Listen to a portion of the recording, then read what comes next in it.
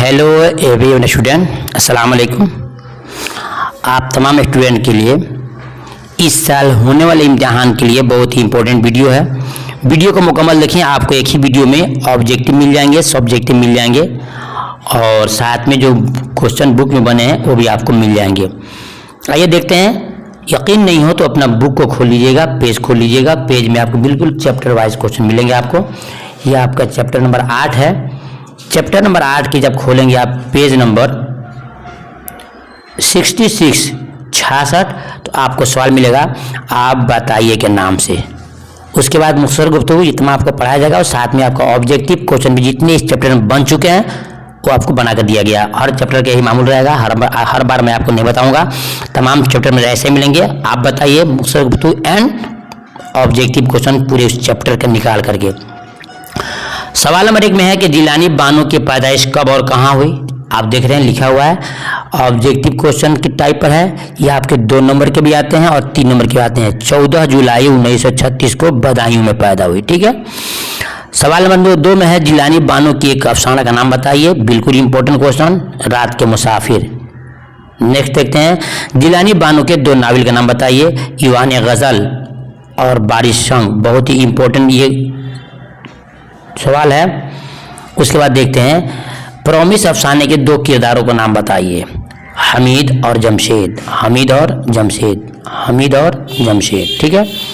Next देखते हैं, अफसाना प्रॉमिस का मरकजी किरदार कौन है। सही जवाब अम्मू। सही जवाब अम्मू है। कैंसर का मर्ज किसके सारे बदन में फैल गया था। कैंसर का मर्ज किसके सारे बदन में फैल गया था। ये क्वेश्चन आपका 6 है तो जवाब देंगे कि अम्मू के बदन में। किसके? अम्मू के बदन में।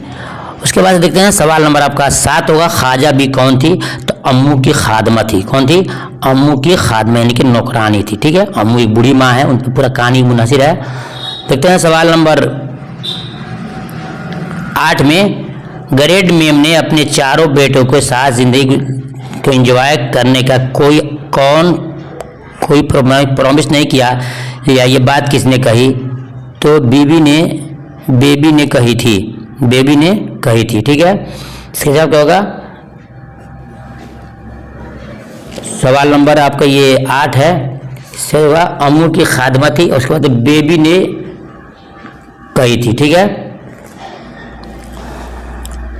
किसने कही थी? तो बेबी ने कही थी। वो गलत से हो गया, नहीं थे उसी में सोच रहा था। इसको लिखेंगे बेबी ने कही थी। कही थी। ठीक है। वो नहीं है, कही ठीक है। ठीक है। नहीं देखते हैं, अम्मू ने अपने बेटों से क्या प्रॉमिस लिया था। ये बहुत ही इंपॉर्टेंट क्वेश्चन है। ये क्वेश्चन आपके 3 नंबर के लिए क्वेश्चन पूछे जाते हैं। अम्मू ने अपने बेटों के लिए क्या प्रॉमिस लिया था। जवाब होगा कि मौत के बाद कंधा देने का, यानी जब मेरे इंतकाल हो जाए और तुम कहाँ भी रहो, जहाँ भी रहो, आप मेरे जनाजे में आना और मुझे कंधा देना। यही प्रॉमिस उन्होंने किया था। उसके बाद से लास्ट क्वेश्चन है, क्वेश्चन नंबर 10, अम्मू यासीन शरीफ पढ़िए, अल्लाह को याद कीजिए। ये बात किसने कब कही थी। जवाब हो गया कि बड़ी बहू ने कही थी। बहू किसे बोलते हैं? बेटे की बीवी को। बड़ी बहू ने नज़ा के आलम में अम्मू से कही थी। नज़ा कहते हैं आखिरी जो वक्त होता था जान निकलने का, रूह निकलने का, उस वक्त बोलते हैं नज़ा। तो बड़ी बहू ने कहा था नज़ा के आलम में, यानी कि आखिरी वक्त में अम्मू से कही थी। ठीक है। अब चलिए अब दिखाते हैं आपको हम ऑब्जेक्टिव क्वेश्चन। क्या दिखाते हैं? ऑब्जेक्टिव क्वेश्चन, जो कि बहुत ही इंपॉर्टेंट है और तमाम का जवाब में भी आपको दूंगा और इसका PDF भी आपको मिल जाएगा। आप तक काम करेंगे तब। जिलानी बानो के वालिद का नाम क्या था। अल्लामा हैरत बदायूनी, अल्लामा हसरत, अल्लामा इकबाल, अल्लामा शम्स आलम। सही जवाब ए, अल्लामा हैरत बदायूनी।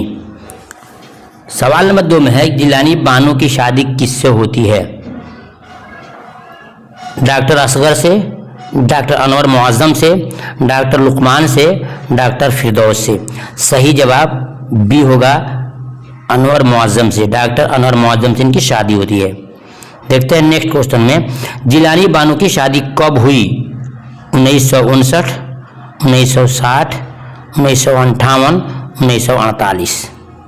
सही जवाब क्या होगा? ए होगा 1959। उसके बाद जिलानी बानो ने कहाँ तक तालीम हासिल की थी? ए BA, B MA, C PhD और C में है, D में है BAD। सही जवाब क्या होगा?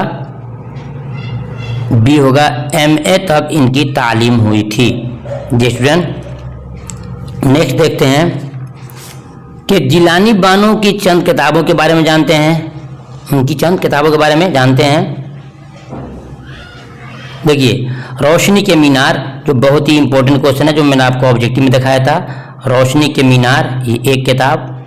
पुराना घर, पुराना नहीं, पराया घर, क्या है? पराया घर, ये है, ये पुराना नहीं है, पराया है।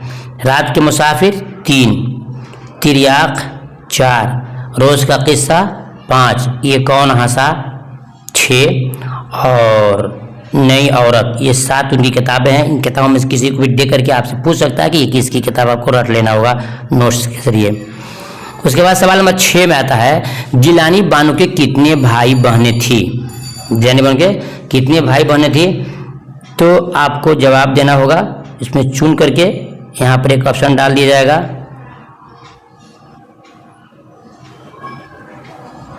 छः के बगल में 7 रहेगा। फिर देखिएगा ध्यान से, थोड़ा लिखावट में मिस्टेक हो गया है। ये ए में 4, बी में 6 और सी में 8 और डी में रहेगा आपका 7। तो चुनना होगा इसमें से आपको कौन है, 4, 6, 7, 8। तो सही जवाब होगा आपका डी होगा।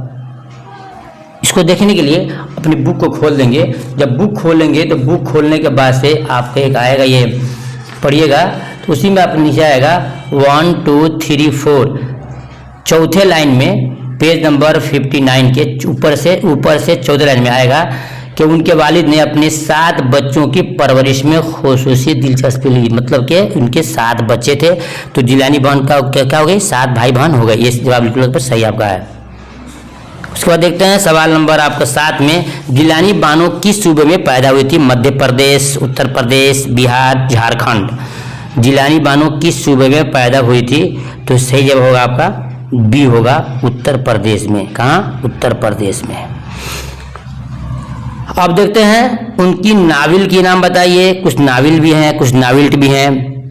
तो नावल क्या है? ईवान गज़ल नावल है, ईवान गज़ल नावल है। बारिश संग ये नावल है। नगमे का सफ़र ये क्या है? नावल्ट है। जुनू और सितारे क्या है? नावल्ट है। ठीक है, ये उनकी किताबें हो गई।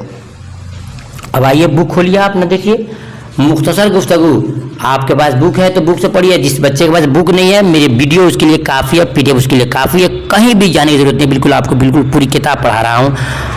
चलिए, तो अम्मू के बेटे हमीद के बारे में कुछ बताइए। सुनिए, अम्मू के एक बेटे के बारे में बताइए। हमीद अम्मू का एक छोटा बेटा था जिसकी तबीयत पढ़ाई में नहीं लगती थी। अक्सर दोस्तों के साथ घूमता रहता था। कभी सियासी पार्टी का झंडा लेकर सड़कों पर घूमता रहता था। जब उसके वालिद साहब पढ़ने को कहते तो कहता है कि मुझको इम्तिहान नहीं देना है, बल्कि इलेक्शन के लिए काम करना है। मालूम हुआ कि बच्चा पढ़ाई में उसका दिल नहीं लगता था। यही इम्तिहान पूछ रहा है कि अम्मू के एक बेटे जो हैं उनके बारे में बताइए। अगर नाम लिख दे हमीद के बारे में, हमीदी क्वेश्चन में है, अम्मू के एक बेटे हमीद के बारे में बताइए, या हमीद छूट गया है, तो आपको हमीद के बारे में लिखना है कि बच्चा था, पढ़ने में उसका मन नहीं लगता था। माँ बाप पढ़ाई के लिए कहते थे तो कहता मुझे पढ़ाई नहीं करना है, बल्कि मुझे इलेक्शन करना है और नेताजी बनना है। ठीक है, सवाल देखते हैं, अम्मू के चारों बेटों के नाम और काम बताइए। ये आपके बुक के क्वेश्चन है।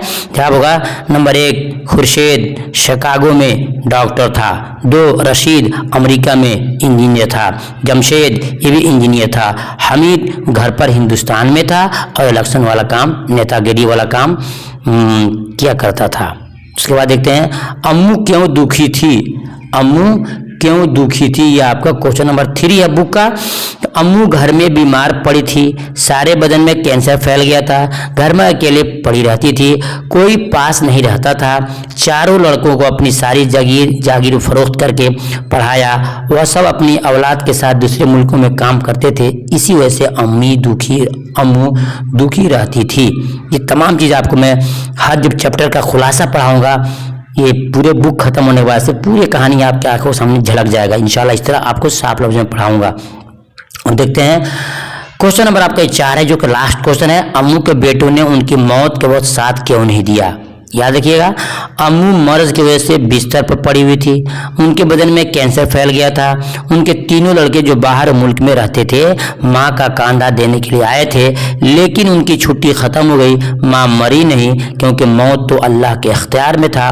तो उन लोगों ने अपनी नौकरी बचाने के लिए फिर बाहर चले गए और एक लड़का हमीद जो पास ही था, हिंदुस्तान में था, लेकिन सियासत से इतना लगाव था कि माँ मर गई और उसको जनाजा नसीब नहीं हुआ। इसी को तो उसका यही हुआ कि दुनिया और नौकरी के लालच ने माँ का साथ नहीं दिया। ये स्टूडेंट, ये आपके तमाम क्वेश्चंस हो गए, ऑब्जेक्टिव प्लस ऑब्जेक्टिव। फिर मिलूंगा नेक्स्ट चैप्टर में, तब तक के अल्लाह हाफिज़।